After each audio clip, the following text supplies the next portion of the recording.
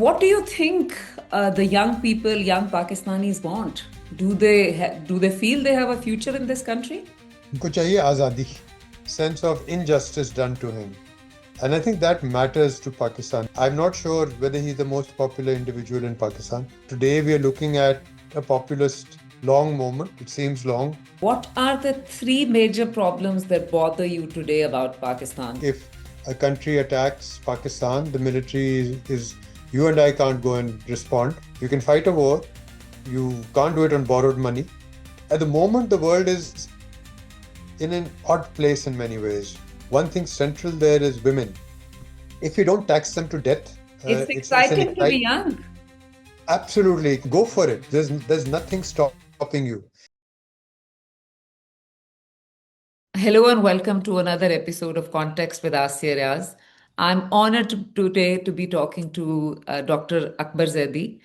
He's an educator, he's a thinker, he's a political economist, and a longtime friend.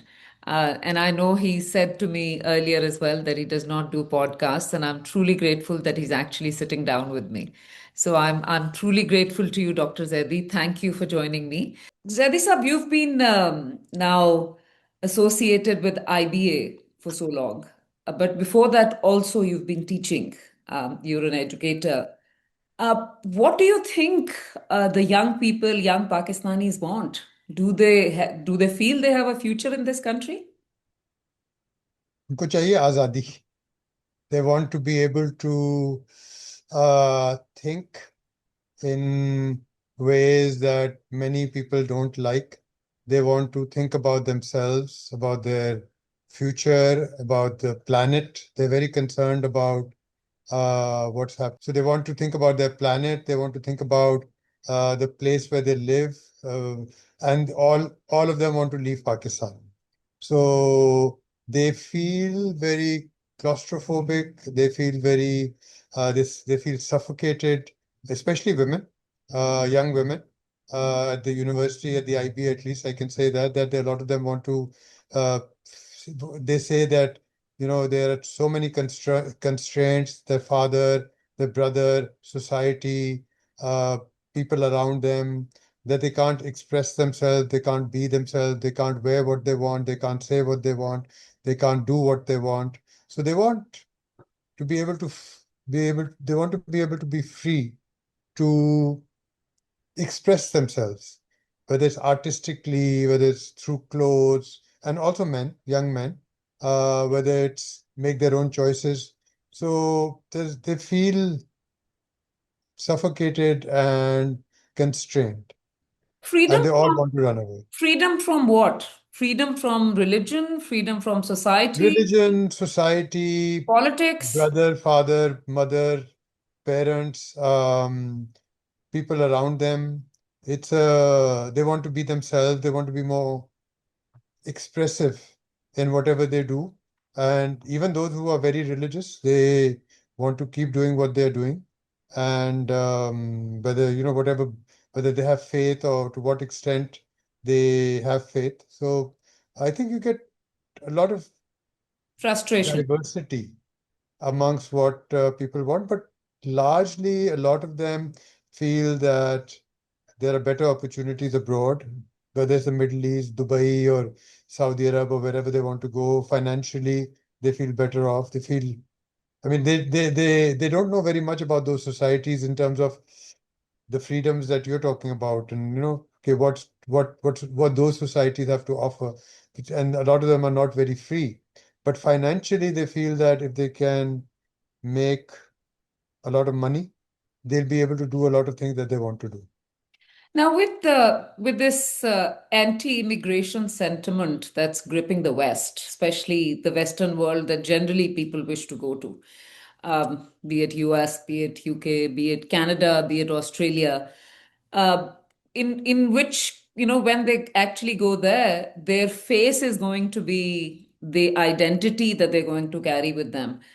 Do you think this bothers them that now they can even be targeted for hate crime in that atmosphere? Yeah, but not everybody wants to go to the West. I mean, this is largely in the UK and the US and Europe. But for them, a lot of them, abroad means just going to Dubai, which is not really abroad.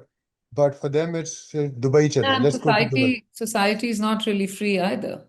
That's exactly what I said. I mean, Saudi Arabia and Dubai are not exemplars of freedom and choice. Some are changing, some are more different types of freedom. But as I said, I think one of the things that they're more interested in is being able to go to make money and possibly also to create things. I mean, like AI, technology, startups, Saudi Arabia, Dubai, UAE, Bahrain, Qatar, they offer opportunities of this sort. And a lot of these young people see other people they know who've made it there, and they act as ambassadors of aspiration and opportunity. Zaidi sir, then their lot is not really much different than previous sort of generations. They're really thinking about their own economy first and foremost. Or are they worried about Pakistan's economy as well? No, the reason why they're going is because they're worried about Pakistan's economy. I think things have changed. I think there are far more opportunities to go abroad. I think there are more possibilities to go abroad. It's not just an elite migration, it's actually a middle class migration, which is very different. My generation, you had to be able to you had to be able to pay for an education, which was, I mean, and just the whole demography has changed. There are far more people in colleges and universities now than ever. The numbers are very bad, but still more than ever. And A more women. wide, more women, of course. And women also want to go. I mean, they want to work, they're studying, they spend a lot of money at the best universities in Pakistan. They don't want to just raise children and sit at home. They actually want to do things, and they are. You're right, absolutely. So all that has changed. So I think, first of all, there's a generational shift, many more in the middle class who want to go, who are familiar with what's happening. At when my class fellows went, or maybe when yours went, or maybe even those who are 10 or 15 years, 20 years younger than us, um, they weren't as well aware of what's happening. I think through social media, through technology, through YouTube and television and the IT world, they have a better sense. They think they have a better sense of what's happening. So there's more information, and I think easier access. That's How changed as well. much, how much of this generation is politically disillusioned? I think entirely. Other than Imran Khan and the PTI, mainly Imran Khan, not even the PTI, they don't see anybody who speaks their language. Although he's 74 or something, and these guys are 22. I mean, he's probably older than their grandfather and grandparents. But there is he has a vibe, there is a connection. He's still, maybe even now more so because he's in jail, he's still their hope, a hero and hope. He sells the right message. So it's not just university students, but I think the lay public as well and young people, they're all looking for someone who can help them deal with um, their anxieties. But with so much of population that feels that way, I mean, Imran Khan still remains the most popular political leader. Uh, the society does not seem to be changing in his favor at all. Neither is our power dynamic. So who's the military listening to, if not the young people? No, they're listening to themselves. They listen to their own group of people, and they hear their own voices, and they decide what they think is best for Pakistan. Whether it's political, whether it's economic, whether it's geopolitical, they decide, and they've got complicit and compliant political leaders who work with them, which gives them legitimacy as well. So I think that people like Imran Khan, who offer a different vision, and it's also about the power dynamics and how um, he doesn't want the military anymore. Certain people in the military. I mean, he's a product of the military, and he's also a victim of the military. And now he doesn't want certain individuals in the military. I don't think he's against the military in any major way, but certain individuals who hold power. And so there's also, when we travel I travel a lot in Pakistan. I go to small towns, big towns, and the largest cities. And there is generally a disdain for the political structure that exists at the moment. And a lot of people don't know what should replace it, but they're not happy with the current dispensation, whether it's political, civil, military. Uh, so there's a lot of uh, questioning of the current status quo. And I think the reason for that is that, as you said, probably the most popular politician in Pakistan has been locked up for more than 2 years and still seems to make a difference to those who are in power. But are they able to unpack his message? You said he's very popular and they that vibe they get. Because the more you peel that, the more you realize that he's a populist. There's really nothing in his message which was different, at his time when he was ruling, or nothing different in his message on economy, on power sharing, on things like that. In many ways, the system that we're seeing is a system that he espoused and he kind of made sure that it sustains. But I think that because he has been victimized, I think that there is a sense in Pakistan कि किसी के साथ नाइंसाफी हुई है, that they have been done poorly. He's a And I martyr think and a messiah at the same time. the last elections, when he got the most votes, he would have won had it been fair. And certain people in the Supreme Court and others, the former Chief Justice, and so they were all political alignments with the military and others, individuals, and so on and so forth, uh, forced to keep him out. So I think there's also a sense of injustice done to him. And I think that matters to Pakistanis. A lot of people don't like him. I'm not sure whether he's the most popular individual in Pakistan. Probably is. I'm not sure whether his political party would win a fair and free election in Pakistan today. Probably it will. Not sure, but probably it seems to be the case. Um, so he's also been seen as somebody who has been unfairly treated, which is true. So I think because of that, also there's a lot of sentiment in his favor. Zedisam, now you, of course, look at democracy and how societies function, not just in Pakistan, elsewhere. And your institute did some work on populism as well. Now, when you see populist tendencies in Pakistan or you see them elsewhere around you, what do you think a democracy will look like if these tendencies actually persist? And does that I even think that matter to them? I think they do persist. I think they're very major component of democracy today. I think the whole notion of democracy is not static, it keeps changing. I don't know how long this will last, whether it's a long moment or it's a trend. We've been here before, we've had different types of waves of democratization and people's responses. I see that today we are looking at a populist long moment. It seems long.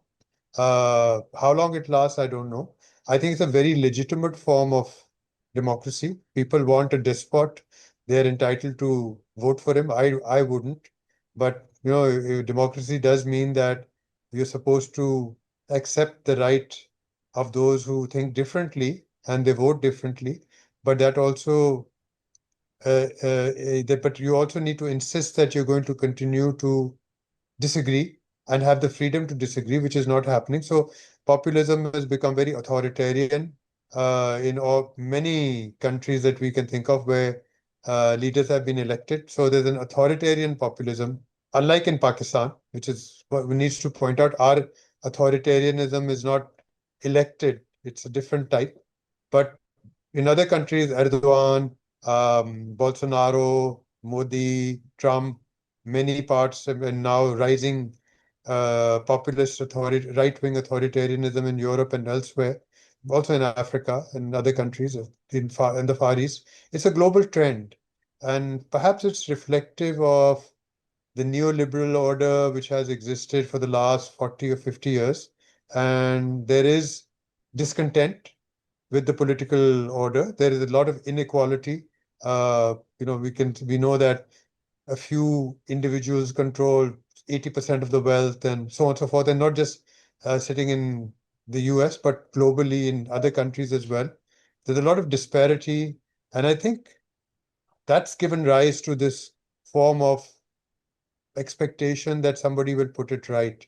And populist authoritarians become the problem itself. They emerge as an alternate everywhere, but they become the problem themselves. So I don't know how long this will last, but I think it's a phase of democratization, and it's a very democratic phase because these leaders are popularly elected. There's Zedi Sab, you look at Pakistan, of course, and you look at Pakistan's economy, you look at Pakistan's sort of interinstitutional relationship. If I were to ask you, what are the three major problems that bother you today about Pakistan, what would those be? I'd say the first thing, the azadi, freedom of thought, freedom of expression, freedom to vote, and for somebody to acknowledge that. I think that's the first thing. I mean, even if we elect somebody who I would not vote for, I think that if people want him or her to be elected, they should have the right to be elected. I think there needs to be institutional balance between military and civilian forces, with civilians taking control and running the government and the country and the economy. I think there's need for very substantive economic conversation to build about reforms. We are not going to progress. Our numbers are going down. Our relative and absolute numbers are going down. So we are losing out compared to our neighbors, compared to other countries, and compared to our past as well. So I think there's a need for a substantial realignment, rethinking, and reconstitution of how our economy functions and runs. And these are all political economy uh, problems. Who has power? What do they want? Are they happy with if they are happy and content and they get their 88% of the budget and whatever it is, and however, they are not concerned. So I think there's a need for an upheaval in how things have run politically and economically for many decades now. But Zedi Sab, now we have, of course, we've had a very good result of our recent spat with India. And everyone now truly believes around the globe that we did win that 4-day war. Um, and when you look at the problems that Pakistan faces today, and you look at the place of military in a situation like this, it is only strengthening the hand of military. It is not really going towards any upheaval. It's not really going towards any change in society. And also, many people who now argue that if we didn't have military, we wouldn't even have the kind of place in the world that we have right now. But again, this is perhaps a temporary moment. I think if a country attacks Pakistan, the military you and I can't go and respond. We can maybe do it through other means. The military's job is basically to protect the frontiers of Pakistan and to ensure that there's other countries don't attack Pakistan. No question about that. That's what they're trained for. But That's I'm what they're I'm supposed really to. asking more about the argument which is sort of spent on the military or spent on human development. In moments like this, everyone says, yes, it was a great idea that we ended up spending the kind of money that we spent on this and not on human development. No, I don't agree with that. I think that so it's even I don't think the military is very popular in Pakistan anymore. And those who support Imran Khan, for example, they feel that there has been an injustice against him. So that's one thing, and this not acceptable. But I think that there is this moment from May onwards. Before May, perhaps things weren't this way. So when you win the World Cup, when you win the javelin Yeah. throw, you get a gold medal, you win a war, especially. and you have the media behind you, you have the hype, you have the voice behind you and the power behind you, you play that narrative. I think it's not just Pakistan, it happens everywhere. It's a global trend. If you know, so uh, dictators, military dictators, civilian elected representatives, even in democracies, they fight, they contest, they win. If they win, they cash in on that. Whether it's the Falkland War, whether it's some other war, it happens. It's natural. It's a consequence. But so the other question that you're asking is very different. Um, while I don't think there should be war at all. I mean, but that's being very silly of me, but there will always be war. There's always contention. We live in neighborhoods where there's war. I mean, countries which are pass complete pacifists are attacked by Israel or by other countries. I mean, they've been bombed. Doha, Qatar is a good example. So, there's bound to be aggression and attacks and wars. So you need Unfortunately, I would prefer a world where there's no um, military of any sort, but I'd be considered very foolish for saying that. But so you do need to protect your nation, your country, and so on and so forth. But the other question is also particularly important. You can fight a war. You can't do it on borrowed money. You can't buy hardware on borrowed money. You can't give skills to people on borrowed money when you're broke. We are extremely IMF dependent, China dependent, Saudi Arabia dependent, increasingly US dependent economy and political economy. We have to sort out the economic mess to be able to provide for human development, skills, jobs for women, and so on and so forth. So, as I said, so a skirmish took place, a war or skirmish, whatever you want to call it. Pakistan came up way ahead of expectations and beyond, and the world has acknowledged that. But that doesn't put water in the taps. That doesn't put food on the table. That doesn't put education in the minds of young students. Very few. Many are have dropped out of school. There's child stunting. There's adult stunting. The numbers who are being affected by polio just in the last year is phenomenal. It's growing every year. So winning a war is important if you're attacked, but society is Yeah, more but important. Zaidi Saab, the leading thinking in our policymakers, of course, is that what is it that democracy has delivered to us before? When you're so close to China, when you see the model of countries like Saudi Arabia and Dubai and others, which are not democracies, but are doing very, very well for themselves. The democracy versus development argument. Don't you feel they believe that with this strong man thing, we will get to improving our economy and we don't really need to look democracy way anymore? The two ways of looking at that. That hasn't happened in the past. We've had short term of growth under the military dictators for different reasons. One was aid from the US under Musharraf, under Zia. The other is the country just next to us, India, which has 1.4 billion people, is a democracy, not the type that I think one celebrates anymore. It is a democracy. It is the fastest growing large economy in the world, 2 years in a row, and probably in the next couple of years as well.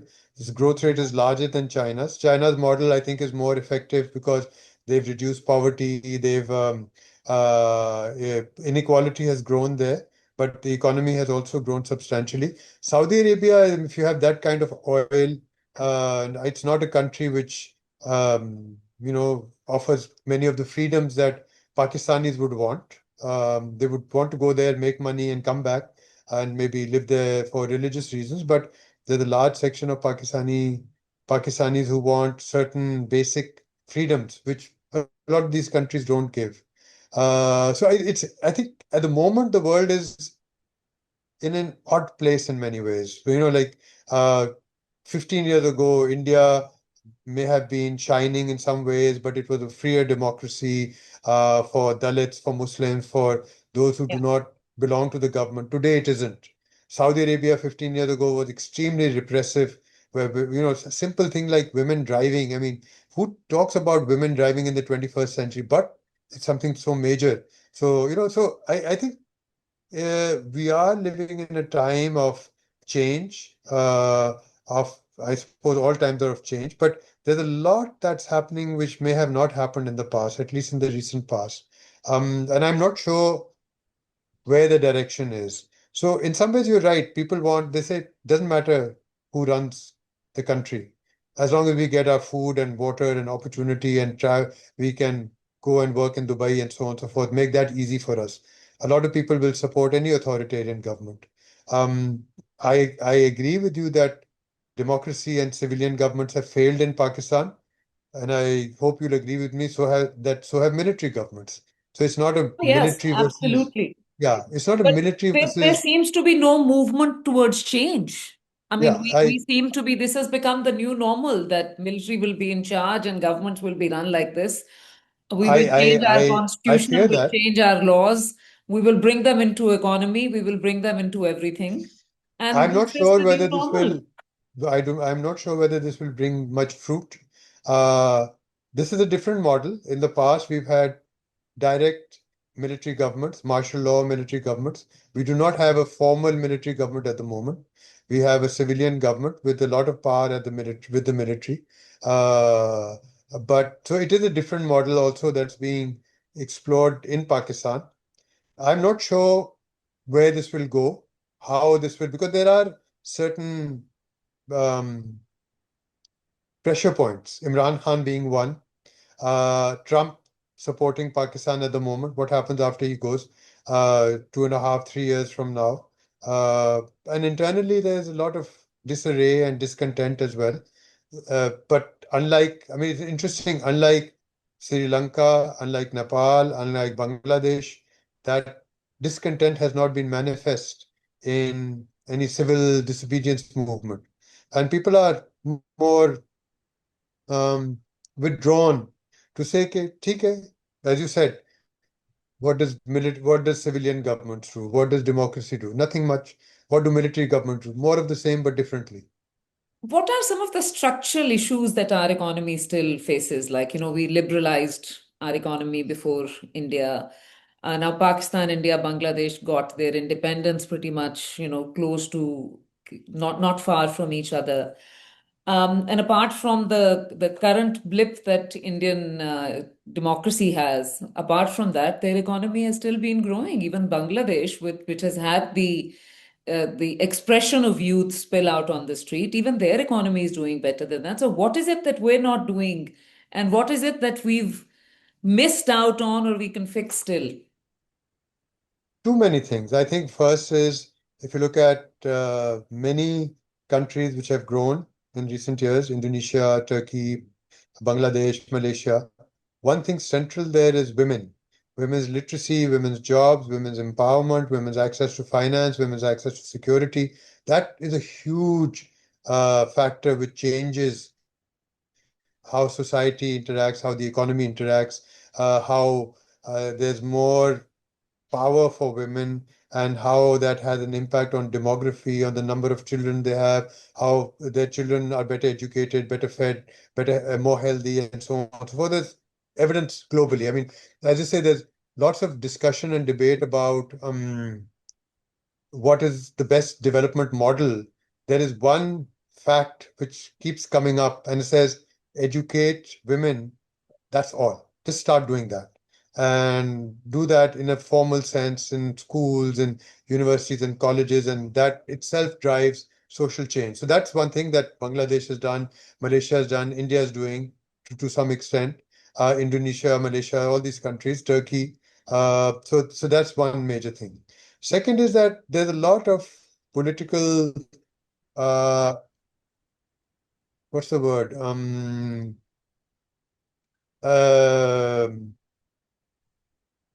what's the right word? Sort of an ingrained political economy culture where elites of different kinds, civil, military, political, judicial, real estate, they're all in cahoots with each other. So I think that there is a huge dependence on foreign aid, whether it's from the IMF, loans from there, or depending on other countries. I think that also is a way out of undertaking reforms.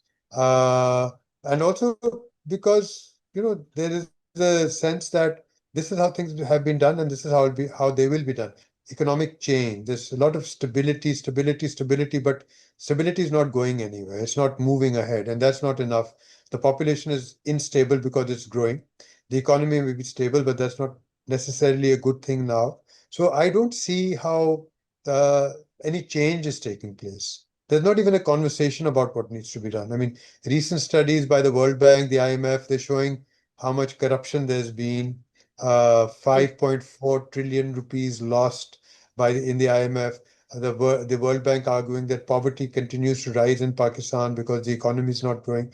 So we all know the problems. Nobody's doing anything about them. Those in power are content with whatever resources they have access to. In terms of women and investing in women, have we not changed much, even though when you go to campuses and you lead one yourself, you see more and more women, you see more and more girls graduating, you see more and more of the working, etc. But you don't think we've moved the needle enough? We have moved the needle for sure. More women graduating, more women working, more women publicly seen in social and economic places, even in small towns. There's an economic crunch, so women have to go and work as well to support their families. I think it has happened, not fast enough. Not We haven't provided them a secure space, whether at the workplace, whether in town, whether in terms of transport, in terms of protection, in terms of some new laws have been passed which are very useful. I won't even call them progressive anymore because they may have been progressive 30 years ago. Today, they are just the norm, where women have equal rights of inheritance. They ought to have, where regardless of their married status and whether they have children, they need to have access to resources to inheritance, especially. So I think there's been a lot of interventions of that nature, which suggests that things are changing, but not fast enough. You're right, there are more girls, women studying, more women visible.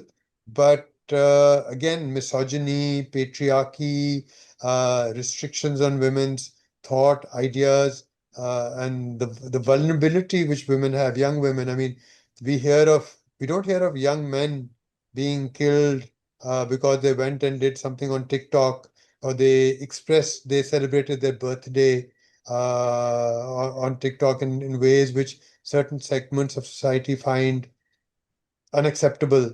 But young girls, so that also leads to more caution, more fear, and that stops younger women trying to model themselves differently.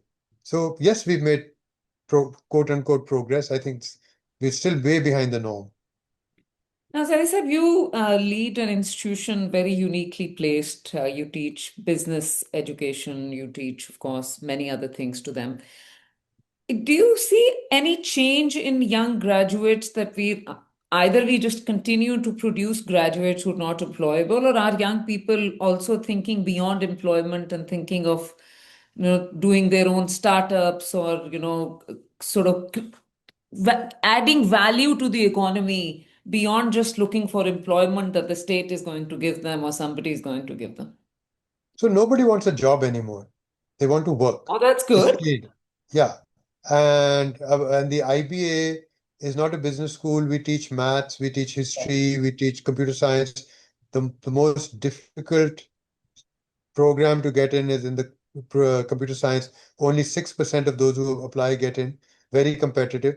No graduate from the IBA and maybe five or eight other universities in Pakistan is unemployed immediately when they. So you join one of these universities, one of the better universities. So it actually shows you that if you give quality education, and out of 273 universities, maybe 10 are, and that's maybe stretching it, maybe 10 are offer some quality. These are apart from the professional, medical colleges and things like that. I'm talking about general universities. They offer some variable level of quality education. And So if you offer very quality education, your jobs are secured, whether it's Dubai, Saudi Arabia, Germany, or in Pakistan or Lahore, Islamabad, Peshawar, anywhere in Karachi, wherever you want. So I think that's changing. So when students, when they're graduating, when they say that they have a 9 to 5 job, it means that they work at 9 o'clock at night to 5 in the morning. That should change the economy, the entrepreneurial culture, the startup tech. I